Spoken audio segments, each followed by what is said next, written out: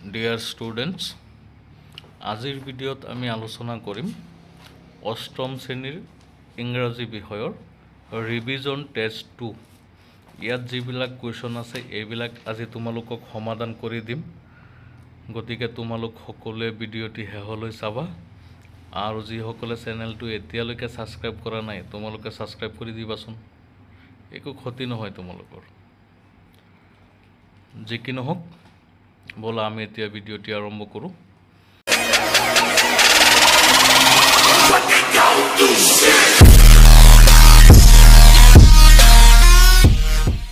এই যে ৰিভিজন টেষ্টবিলাক তোমালোকক দিয়া আছে এই আটাইবিলাক মই তোমালোকক সলভ কৰি দি আছো তোমালোক সকলোৱে এইকেইটা লিখি লৈ শিকিবা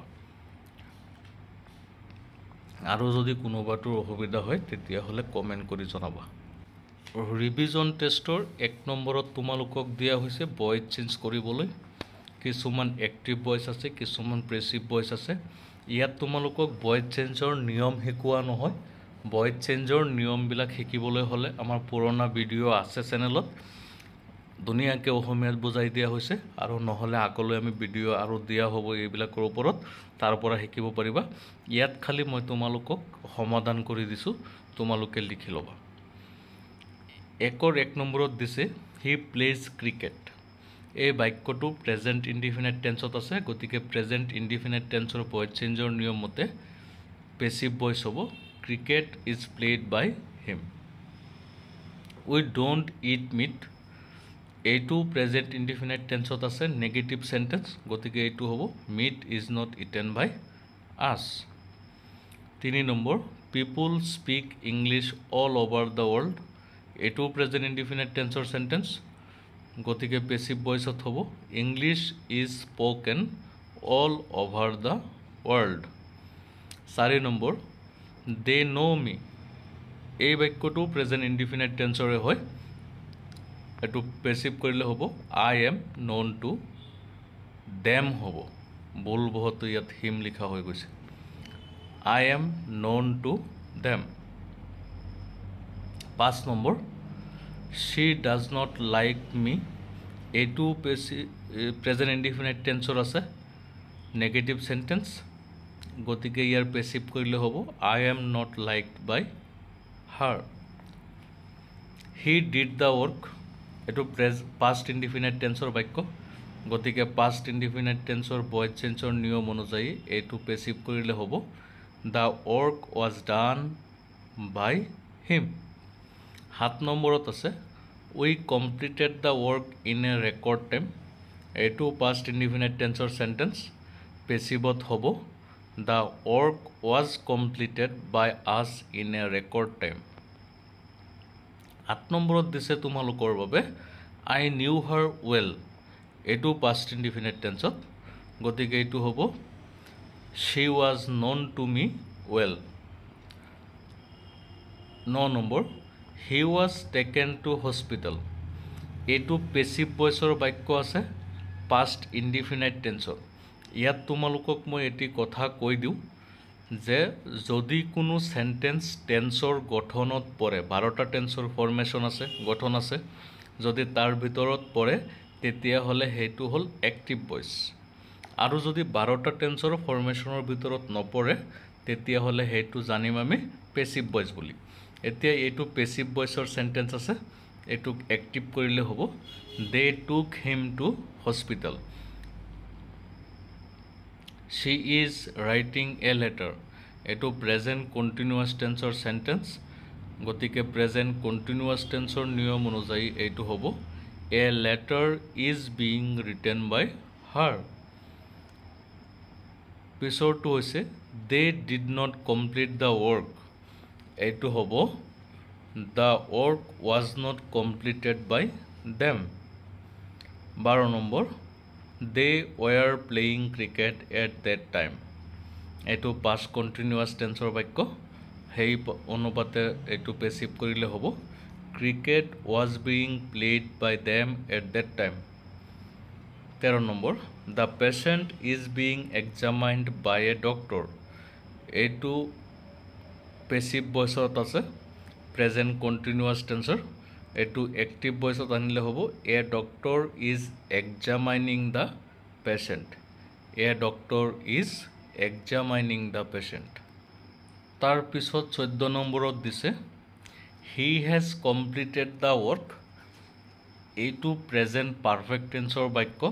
পাৰফেক্ট টেন্সৰ নিয়ম অনুপাতে the work has been completed by him হ'ব। 15 number my book has bin stolen. এইটো পেচিভ ভইচৰ চেণ্টেন্স আছে। এইটো হ'ব someone has stolen my book. I can cook rice. এইটোৰ পেচিভ ভইচ হ'ব rice can be cook by me. 17 নম্বৰত দিছে অপেন দ্য ডোৰ। এইটো ইম্পাৰেটিভ চেণ্টেন্স আছে। ইম্পাৰেটিভ চেণ্টেন্সৰ নিয়ম অনুযায়ী এইটো হ'ব let the door be opened. 18 নম্বৰত দিছে টেল হিম টু কাম হিয়াৰ। এইটো বেলেগ বেলেগ নিয়মেৰে কৰিব পাৰি। ইয়াত মই তোমালোকক 3টা নিয়ম লিখি দিছোঁ। যিটোই কৰা শুদ্ধ হ'ব, যি নিয়মেৰে কৰা এইটো শুদ্ধ হ'ব। প্ৰথমত দিছোঁ he should be told to come here, or let him be told to come here, or he is told by me to come here. এই তিনিও ধৰণে তোমালোকে লিখিব পাৰিবা, গতিকে সমস্যা নোহোৱাকৈ লিখিবা। পিছৰটো হৈছে ডোণ্ট ডু দ্য ৱৰ্ক। এইটো হ'ব you are ordered not to do the work. 20 নম্বৰত দিয়া হৈছে how did you do the work. Interrogative চেণ্টেন্সৰ ভইচ এইটো। এইটো পেচিভ কৰিলে হ'ব how was the work done by you. 21 নম্বৰত দিছে can you please help me. এইটো পেচিভ কৰিলে হ'ব can I be help by you please. 22 নম্বৰত দিয়া হৈছে may God bless you. Passive কৰিলে হ'ব may you B blessed by god. 1 নম্বৰত এই 22টা ভইচ চেঞ্জ তোমালোকক কৰিবলৈ দিছে, মই কৰি দিছোঁ, তোমালোকে লিখি লৈ শিকিবা। তাৰ পিছত কি আছে চাওঁ ব'লা। 2 নম্বৰত তোমালোকক টেন্স কৰিবলৈ দিছে। তোমালোকে দেখিবলৈ পাবা এই টেন্সবিলাক শুদ্ধ কৰিব লাগে। কেনেকৈ শুদ্ধ কৰিবা সেইটো ইয়াত মই লিখি দিছোঁ। এতিয়া ইয়াত যিকেইটা চেণ্টেন্স দিয়া হৈছে ইয়াৰে আটাইকেইটা চেণ্টেন্স ফিউচাৰ পাৰফেক্ট টেন্সত শুদ্ধ হয়। কিছুমান চেণ্টেন্স ফিউচাৰ ইনডিফিনাইট টেন্সতো লিখিব পাৰি, কিন্তু এটা কথা আছে, ভৱিষ্যতৰ নিৰ্দিষ্ট সময়ৰ আগত যদি কোনো কাম কৰা বুজোৱা হয়, কৰা হ'ব বুলি বুজোৱা হয়, তেতিয়াহ'লে সেইবিলাক ফিউচাৰ পাৰফেক্ট টেন্সত ব্যৱহাৰ হয়। গতিকে বাই টাইম বা বিফ'ৰ টাইম থকা বাক্যবিলাক সদায় ফিউচাৰ পাৰফেক্ট টেন্সত লিখিব পাৰি। গতিকে ইয়াত থকা আটাইবিলাক চেণ্টেন্সেই ফিউচাৰ পাৰফেক্ট টেন্সত শুদ্ধ কৰা হৈছে। কিছুমান চেণ্টেন্স ফিউচাৰ ইনডিফিনাইট টেন্সত হ'ব পাৰে। কনফিউজনৰ কোনো কথা নাই, তোমালোকে ফিউচাৰ পাৰফেক্ট টেন্সত লিখিলে হৈ যাব। গতিকে সকলোৱে ফিউচাৰ পাৰফেক্ট টেন্সতেই এনচাৰ কৰিবা। মই ইয়াত লিখি দিছোঁ, তোমালোকে ভিডিঅ'টো পজ কৰি লিখি ল'বা। মই খালি এনচাৰ লিখি দিছোঁ, তোমালোকে কমপ্লিট চেণ্টেন্স লিখিবা এনেকুৱাকৈ। আৰু ভিডিঅ'টো দীঘলীয়া হৈ যাব কাৰণে আৰু অলপ সময়ৰো অভাৱ মোৰ, গতিকে ৰিভিজন টেষ্টত নেৰেশ্যন বাকী আছে আৰু পেৰাগ্ৰাফ উঠাই দিয়া আছে, সেইবিলাকৰ পৰা কুৱেশ্যন এনচাৰ আছে। সেই আটাইবিলাক মই তোমালোকক নেক্সট ভিডিঅ'ত আলোচনা কৰি দিম অতি সোনকালে। 2-3 দিনৰ ভিতৰত তোমালোক সকলোৱে এইখিনি লিখি লৈ শিকা। নেক্সট ভিডিঅ'ত আকৌ লগ পাম, আশা ৰাখিছোঁ। তোমালোক সকলোৱে ভিডিঅ'টো চাই যিমান পাৰা শ্বেয়াৰ কৰিবা। ৰিভিজন টেষ্টৰ বাকীখিনি অতি সোনকালে আকৌ কৈছোঁ তোমালোকক দি দিম। কমেণ্ট কৰিবা, চেনেলটো ছাবস্ক্ৰাইব কৰিবা আৰু যিবিলাক ভিডিঅ' দিয়া হয় চাই থাকিবা। ধন্যবাদ থাকিল।